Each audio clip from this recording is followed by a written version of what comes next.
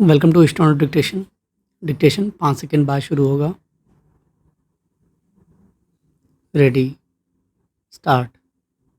बंगाल में भाजपा सरकार के शपथ ग्रहण के बाद अब प्रतीक्षा है अप्रत्याशित चुनाव परिणाम वाले दूसरे राज्य तमिलनाडु में सरकार गठन की। चूँकि टीवी के नेता जोसेफ विजय ने डीएमके से छिटकने वाली कांग्रेस, माकपा, भाकपा, वीसीके और इंडियन यूनियन मुस्लिम लीग के सहयोग से समर्थन जुटा लिया है, इसलिए उनके मुख्यमंत्री पद की शपथ लेने में संदेह नहीं। विजय का अभिनेता से नेता बनकर एक तरह से आनन फानन मुख्यमंत्री पद तक पहुंचना किसी चमत्कार से कम नहीं। उन्होंने 2 वर्ष पूर्व अपने दल का गठन किया और पहले ही प्रयास में सत्ता की कुर्सी तक पहुंच गए। उनकी जीत यह बताती है कि तमिलनाडु में फिल्म कलाकारों के प्रति लोगों की एक अलग तरह की दीवानगी रहती है। इसी के चलते करुणानिधि और एमजीआर से लेकर जयललिता जैसी फिल्मी हस्तियों ने राजनीति में अपनी छाप छोड़ी। फिलहाल यह कहना कठिन है कि विजय मुख्यमंत्री के रूप में कैसी राजनीतिक छाप छोड़ते हैं, क्योंकि उन्हें प्रशासन चलाने का कोई अनुभव नहीं।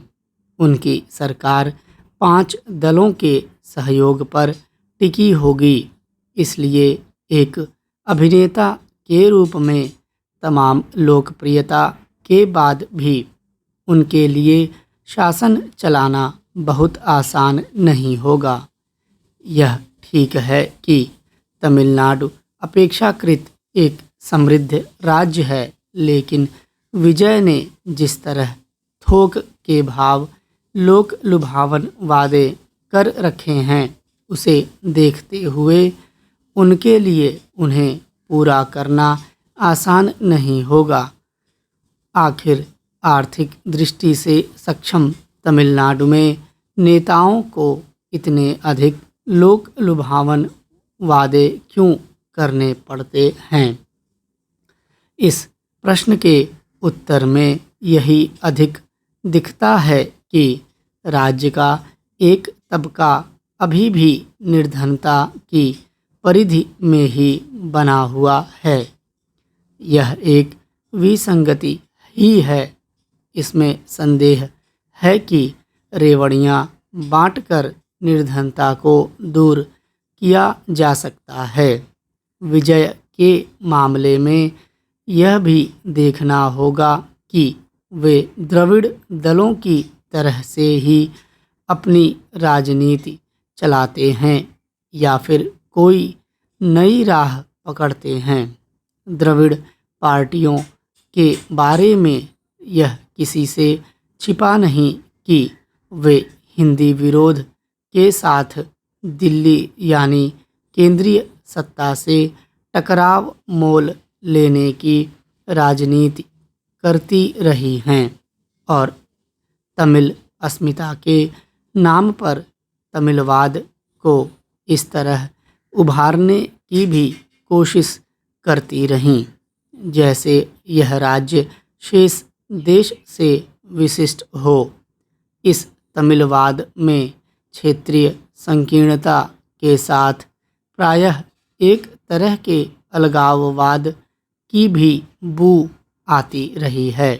फिलहाल यह जानना कठिन है कि ईसाईयत को मानने वाले जोसेफ और उनके राजनीतिक दल की विचारधारा क्या है।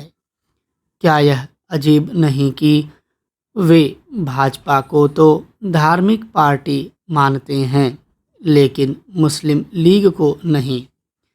वास्तव में विजय को लेकर एक नहीं कई सवाल हैं। इनमें से एक यह भी है कि कहीं उनके सत्ता में आने से ईसाई मिशनरियों का मतांतरण अभियान और तेज तो नहीं हो जाएगा।